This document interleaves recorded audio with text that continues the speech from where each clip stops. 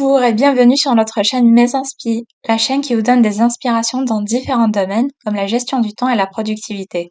À travers les épisodes de ce podcast, nous explorons des outils et des techniques pour vous aider à améliorer votre productivité et gérer votre temps avec plus d'efficacité.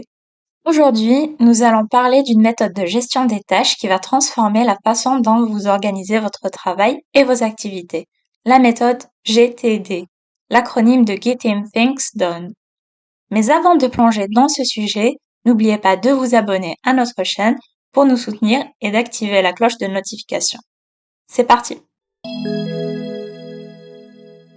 La méthode GTD a été développée par David Allen et est décrite dans son livre Getting Things Done, The Art of Stress-Free Productivity, ce qui peut être traduit par faire en sorte que les choses soient faites, l'art de la productivité sans stress.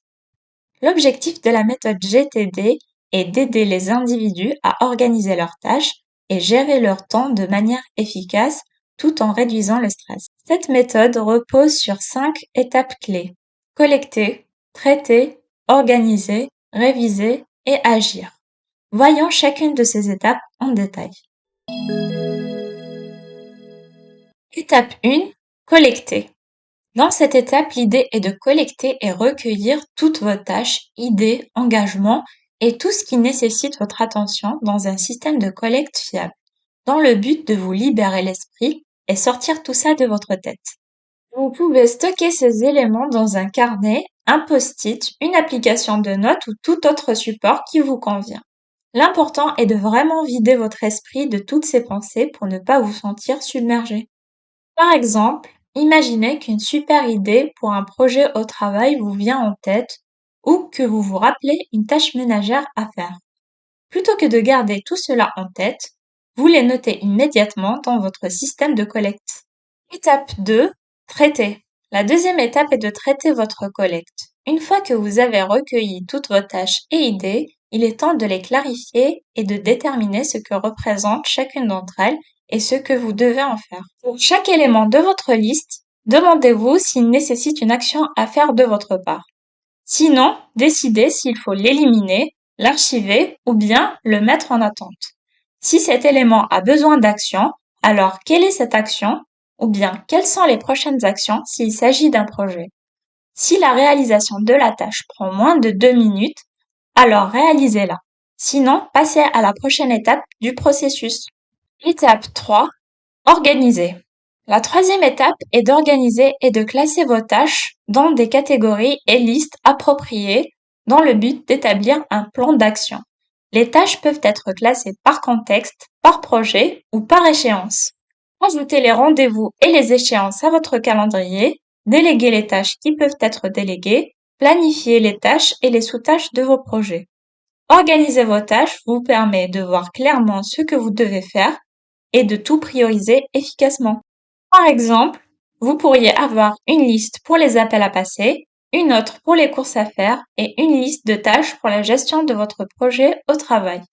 Cela vous permet de vous concentrer sur les tâches pertinentes selon le moment et le lieu. Étape 4. Réviser. Dans cette étape, après avoir organisé vos tâches, prenez le temps de suivre et de passer en revue régulièrement vos listes et votre système de gestion des tâches. David Allen recommande un suivi hebdomadaire pour s'assurer que tout est à jour. Cela vous permet de faire le point sur vos progrès et de voir l'état d'avancement de vos tâches, de réévaluer vos priorités et de planifier la semaine à venir. Exemple, chaque samedi matin, vous pourriez passer en revue toutes vos listes, vérifier ce qui est accompli, mettre à jour et planifier vos actions de la semaine prochaine. Étape 5. Agir. La cinquième et dernière étape est d'agir. Il s'agit de passer à l'action en utilisant vos listes de tâches planifiées et organisées. Choisissez la tâche à accomplir en fonction de votre planning, du contexte, du temps disponible, de votre énergie et de vos priorités. L'objectif est de vous concentrer sur ce qui est vraiment important et d'avancer de manière productive. Exemple, si vous êtes au bureau et avez 20 minutes avant une réunion, consultez votre liste de tâches à faire au bureau et choisissez une tâche appropriée pour ce créneau de temps. Les avantages de la méthode GTD.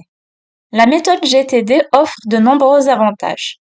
Elle aide à réduire le stress en vous permettant de vider votre esprit de toutes les tâches à faire en les centralisant dans un système fiable.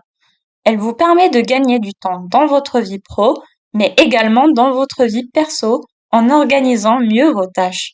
Elle vous donne également une clarté et un focus sur vos priorités, ce qui vous permet de travailler de manière plus productive et efficace.